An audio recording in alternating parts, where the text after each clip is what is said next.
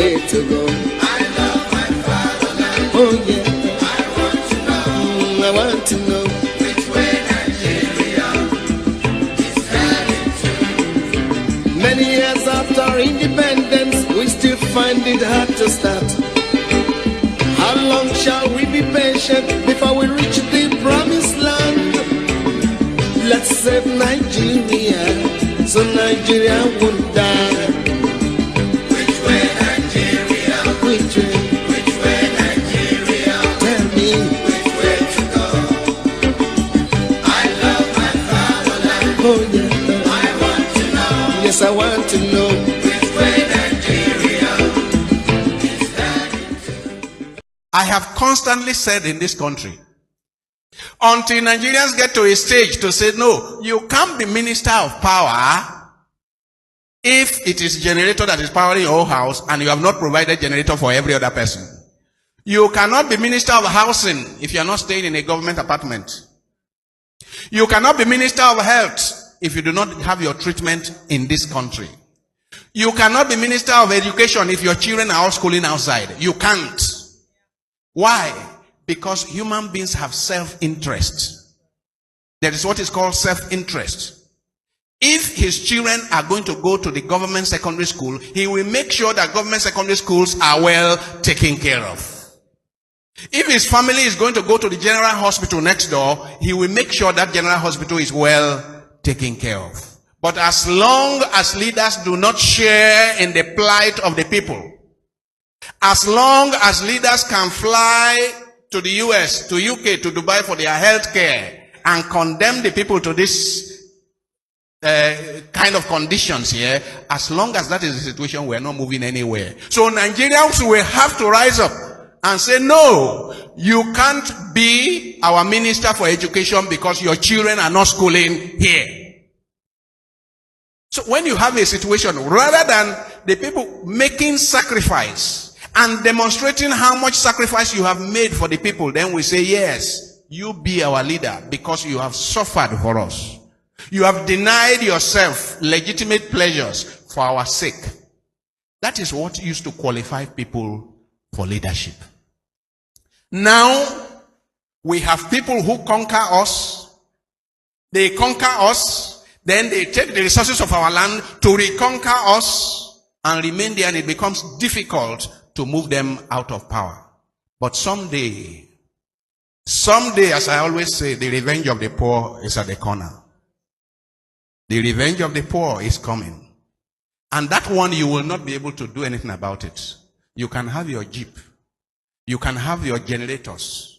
You can have everything bulletproof. But the revenge of the poor, it happened in France. It happened in Russia. It has just happened in Sudan. It will happen here. Unless we change our course, we will end up where we are heading. And where we are heading now is unfortunately, it's a violent revolution. That's where we are heading, unless we change our course. And I am not just talking of leaders in the national level. I'm not talking of presidents and governors and senators and House of Reps. I'm talking of all of us who are privileged. I hope you know. And many of us here, most of us here are privileged. What is our concern for the people next door? For the poor people next door, what is our concern? What is even our concern for our megadis? For those who do petty work for us, what is our concern?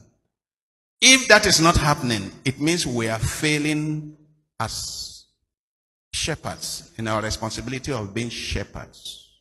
I hope you know that in this Africa, in this Nigeria, there never used to be a distinction between the neighborhood of the rich and the neighborhood of the poor. I hope you know. I hope you know that poor people and rich people used to live together. That's the heart of the blacksmith. That's the heart of the king. That's the heart of it used to be together. It's a completely new, terrible thing that has happened to us. And people are enjoying it. They are enjoying it. They ask you what part of town you live in. And that immediately you tell them the part of town you live in, you know your status.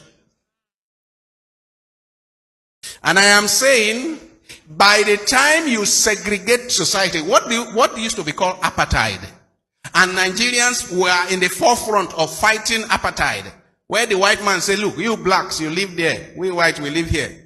That is exactly what we are doing to our fellow black people. Exactly. And you know, it makes it easier when revolution comes. I hope you know. It makes it easier. It means the poor people know where to go. And I challenge the authorities in our cities. I challenge town planners that this is not how to plan towns. Let us start working. If we want our peace and safety and security in future, let us start working on what is called integrated cities, integrated estates, integrated settlements. If we want peace, the one we are on now, you will never have peace. We need to have integrated cities where the not so rich and the rich and so on live together and share. So that the children that are growing up privileged will know they are privileged when they see next door the other children. And they go to the same school, by the way. They go to the same school, by the way.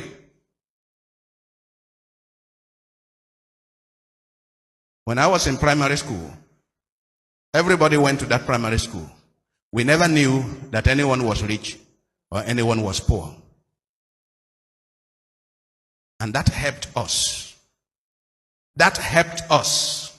But the society we are creating today, I am saying it is not sustainable. What did I call it? It's not sustainable. We can't run a society like this for the next 100 years. It's not possible. So if you have a future, if you dream of a future for your children and grandchildren, you need to join me in shouting against this. If you dream of a future for your children and grandchildren, you need to join me in saying, this is inappropriate. This is dangerous. This is destructive. Like I said, it is not our high walls. It is not our barbed wires. It is not our electrified fences that will save us. What will save us is that the poor should be included at the dining table. Yes, the poor and the handicapped and the widow and the orphan, they should be included at the dining table. That is what will save us.